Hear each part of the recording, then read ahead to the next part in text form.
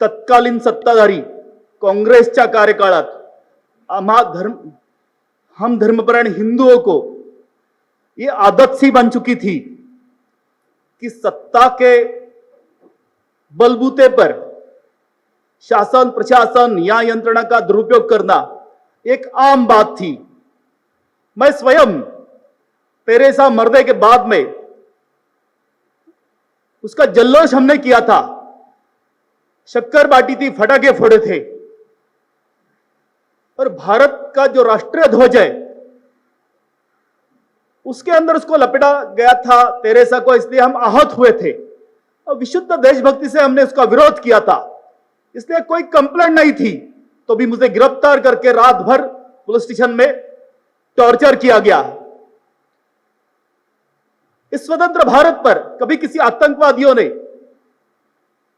आक्रमणकारियों ने, अंग्रेजों ने हम धर्मपरायण हिंदुओं को दहशतवादी करके नहीं पुकारा। तत्कालीन कांग्रेस का जो शीर्ष नेतृत्व था, सोनिया गांधी, राहुल गांधी, सुशील कुमार शिंदे, शरद पवार, चिदंबरम, शिवराज पाटिल, इन्होंने हमारे परम पवित्र भगवा ध्वज को, सनातन हिंदू धर्म को विश्व पटल के ऊपर बदनाम किया।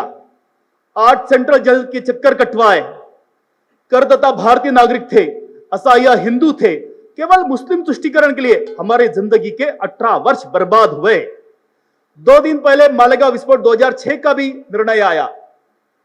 2011 में एनआईए ने मुस्लिम आरोपियों को छोड़ दिया और निरपराध हिंदू आरोपियों को लटकाया।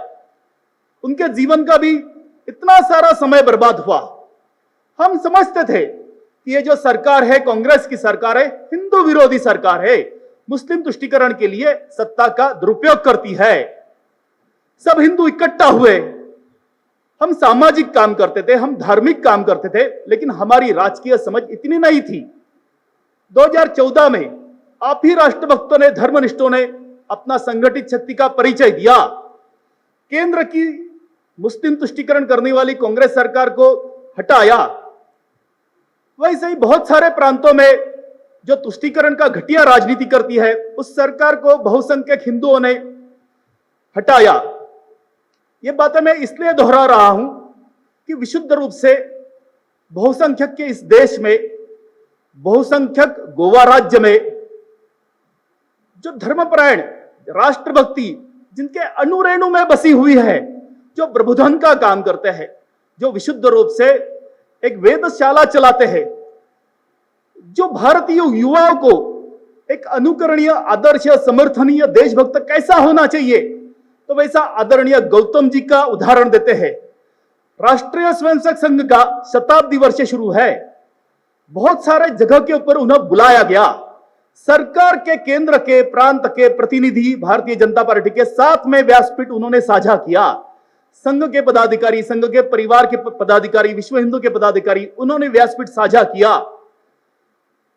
मैं ये बार बार बताने की कोशिश करता हूं कि यह व्यक्ति कोई अनजान नहीं है, इनके पूरे परिवार से समूचा देश जानता है, हृदय से प्रेम करता है। विशुद्ध रूप से स्वतंत्र भारत का बोध वाक्य है सत्यमेव जयते, कंठोपनिषद का वाक्य है सत्यमेव जयते नानृतम, सत्य की ही विजय होती है। हमारा पूरा जीवन इस सत्य मार्ग के ऊपर चलने के लिए हम प्रतिबद्ध है, यह हमारी परंपरा है, यह हमारा जीवन व्रत है।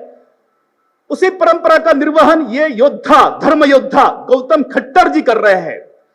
बहुसंख्यक हिंदुओं का राज्य गोवा, बहुसंख्यक हिंदू की मतों की सरकार गोवा सरकार। कौन था यह जेवियर? भारतीय नागरिक है? कतई नहीं। किसने संत करके इसको बनाया? पता नहीं।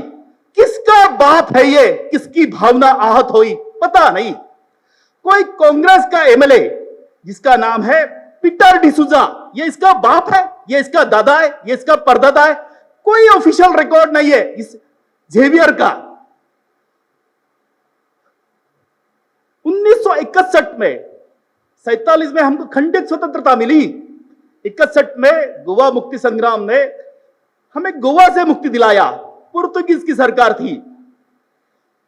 कोई ईस्वी सन 1500 में कोई आया था, आने के बाद में उसका वो कोई सामाजिक जीने के लिए नहीं आया, वो कोई मानवता का जीवन जीने के लिए नहीं आया, वो कोई निसर्ग का संवर्धन करने के लिए नहीं आया।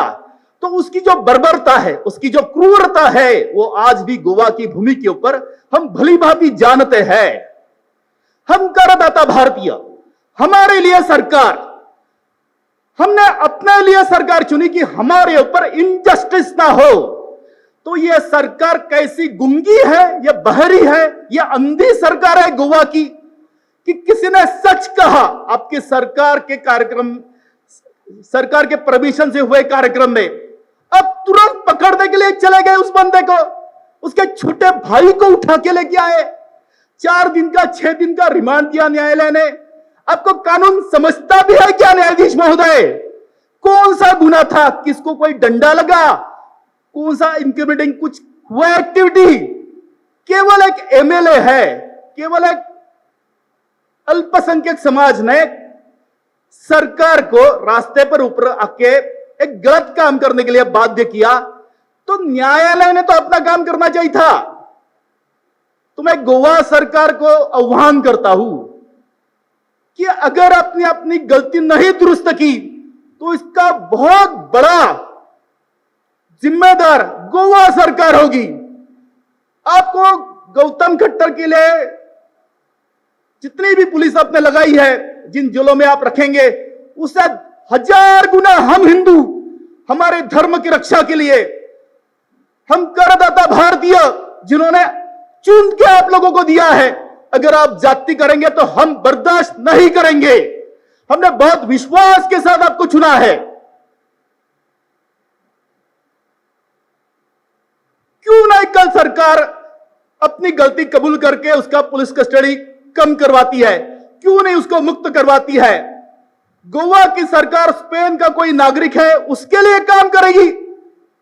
और यह विशुद्ध एक तरह का विनोद है कि 120 देशों के अंदर ये क्रिश्चियन गए, वहां की मानवता को रौंदा इन लोगों ने, और इनकी भावना आहत होती है।